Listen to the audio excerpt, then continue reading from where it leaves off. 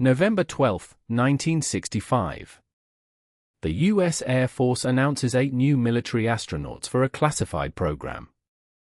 The program is the Manned Orbiting Laboratory, known as MOL. The official press release calls it Military Scientific Research in Orbit. But it leaves out one critical detail. These men will form America's first team of space spies. Their assignment: photograph Soviet nuclear and military sites from low Earth orbit. MOL is cancelled in June 1969. 7 of them move directly to NASA. 2 will fly the very first space shuttle missions. One of them, America's first African-American astronaut in history, vanishes from official archives for 30 years. Between 1965 and 1967, the U.S. Air Force and the National Reconnaissance Office, America's secret space intelligence agency, select 17 military officers for the Manned Orbiting Laboratory, or MOL. They form 3 tight-knit groups on a strict timeline. The first group is selected on November 12, 1965, 8 men, including Richard H. Truly, a future NASA administrator. The second on June 17, 1966, 5 men, including Robert L. Crippen. The third on June 30, 1967, 4 men, including Robert H. Lawrence, Jr. Unlike NASA's Apollo astronauts, handpicked for lunar exploration, these candidates earned their spots for elite test pilot skills, proven discretion, and the ability to operate highly sensitive intelligence systems. The document, the November 12, 1965 USAF press release, MOL Astronaut Group 1, confirms their selection. Their actual mission remains classified top secret. NRO archives were declassified on August 25, 2015. They confirm MOL was an orbital espionage program. Its target, the Soviet Union. It was fitted with the high-resolution DORIAN camera. These men trained at Fort Meade, in the U.S. military's secret intelligence facilities, far from the eyes of the press and civilian NASA. U.S. Air Force official press releases, published between 1965 and 1967, frame MOL as a project of peaceful military scientific research in orbit. The 17 astronauts are presented as elite test pilots, assigned to test new space survival systems, orbital navigation techniques, and the structural design of habitable spacecraft. No official statement mentions the DORIAN camera.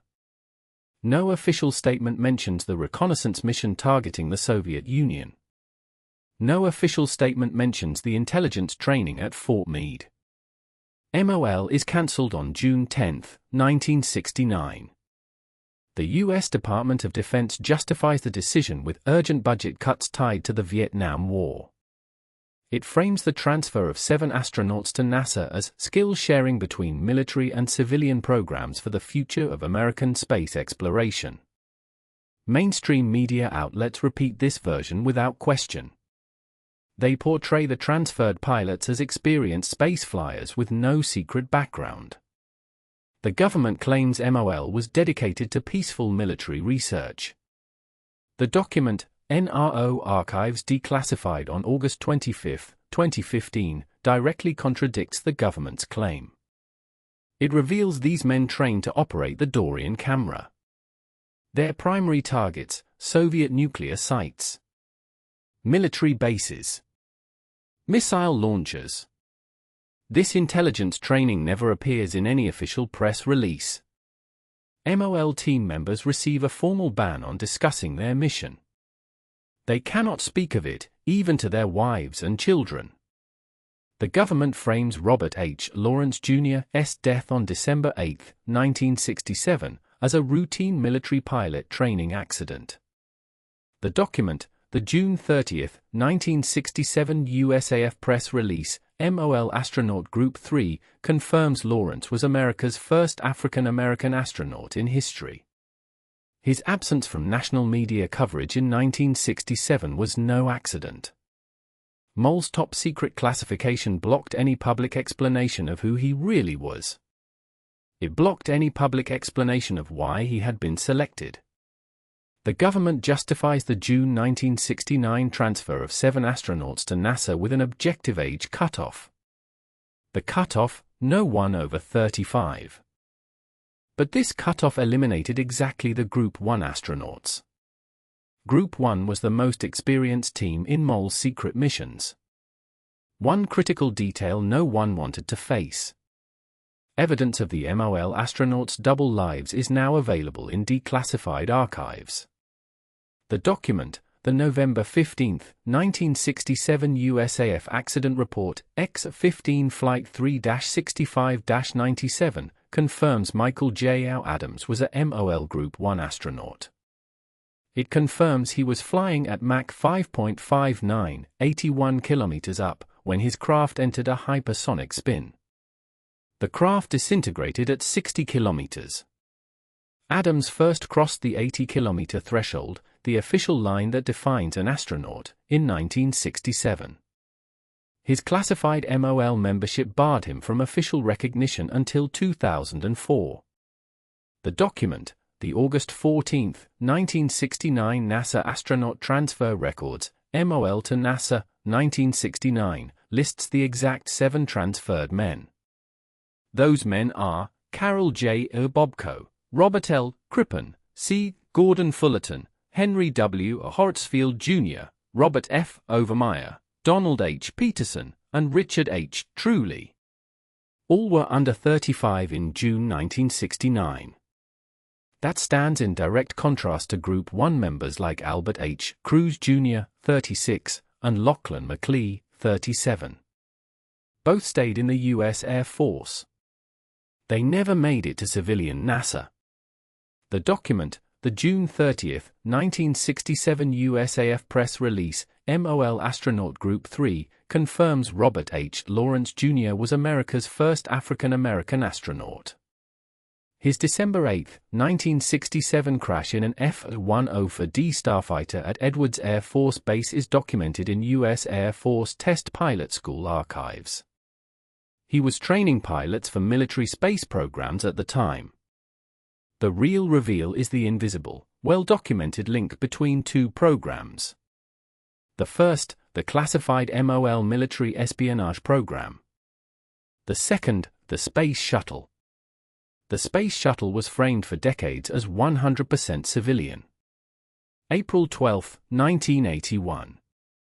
Robert L. Crippen pilots STS-1. Crippen was a former MOL Group 2 astronaut. He was trained in orbital reconnaissance. He was trained in DORIAN camera operation. STS-1 is the first manned flight of the Space Shuttle Columbia. 6 months later. November 12, 1981. Richard H. Truly pilots STS-2. Truly was a former MOL Group 1 astronaut. NASA never publicly revealed one critical fact. Both men trained at Fort Meade. Their training was for espionage missions against the Soviet Union. The under 35 age cutoff for the NASA transfer was no neutral policy. Inference, the available evidence suggests it was designed to exclude Group 1 members. They were the most deeply initiated into MOL's most sensitive secrets. The goal, keep them out of a civilian program under intense media scrutiny. Francis Dick Scobie was the commander of the Space Shuttle Challenger. Challenger was destroyed in 1986. Scobie was a MOL program candidate before the program's cancellation. That is another direct link between military space espionage and the civilian space program. Today, this story remains partially hidden. The 2015 declassified NRO archives lifted only part of the curtain, leaving critical gaps in the public record. Robert L. Crippen, 84 years old in 2024, is still alive. He is one of the few direct witnesses to the MOL Space Shuttle connection. He has never publicly detailed his military intelligence training. NASA eventually recognized Robert H. Lawrence Jr.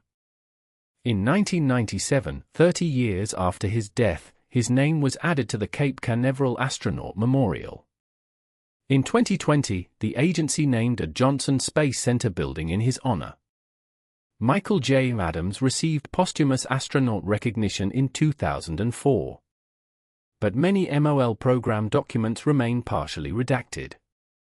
NASA has never officially acknowledged the direct line between MOL spy astronauts and the first space shuttle pilots. No program official has ever been publicly questioned about the 1969 transfer criteria. The 17 military astronauts of the MOL program were America's first space spies. They were selected to photograph the Soviet Union from orbit. Their mission was conducted in total secrecy. 7 of them formed the backbone of the first space shuttle flights. Their classified military past stayed hidden from the public for decades.